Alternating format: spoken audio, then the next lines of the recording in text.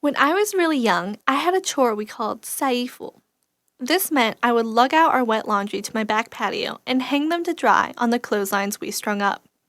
This was one of my favorite activities to do when I was very young, but Sai Yifu also became my first experience with shame about my Chinese heritage. Over the years, I began to dread this chore more than anything else. I grew up in a well-off and mainly white neighborhood. Nobody else I knew had to hang their clothes to dry. When asked to Sai Yifu, I would do anything to get out of it. And when that didn't work, I used to wait until nighttime to sneak out and begin. Looking back, I realized that much of my childhood was dominated by a constant, inescapable sense of shame. It wasn't just Sai Yifu. I quickly learned to be embarrassed by almost everything about me. I wore shirts with Chinese words on them. I sometimes brought rice and seaweed for lunch, and my parents frequently clashed with everyone, from PTA moms to waiters. I was ashamed of the lingering bits of my Chinese heritage I couldn't shake off to fit in. As I grew older, I was determined to be truly American.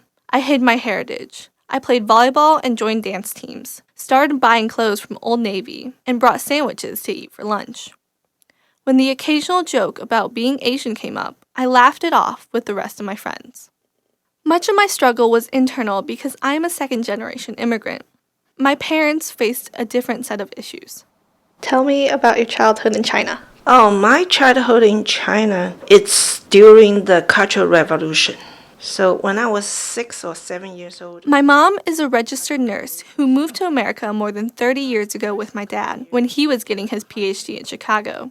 She didn't speak English, she was taking college classes, and she had 2 young kids to take care of. Tell me about your experiences when you first came to America. When we first come to America, it just feels so difficult. First, no money. And you completely turn handicap because of why handicap? You couldn't talk. You become, couldn't hear, deaf, and I couldn't drive.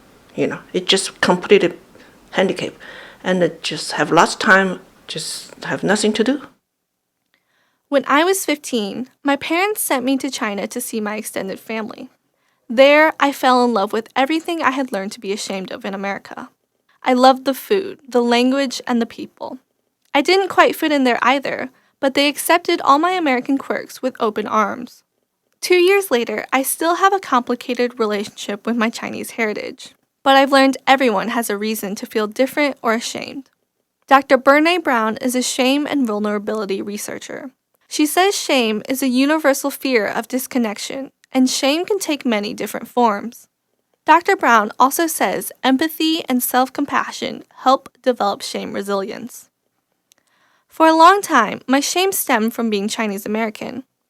I fight to overcome this deeply rooted sense of shame by sharing my story. I struggle to balance the Chinese and the American sides of me. But only in this struggle am I able to create who I am today as a Chinese American.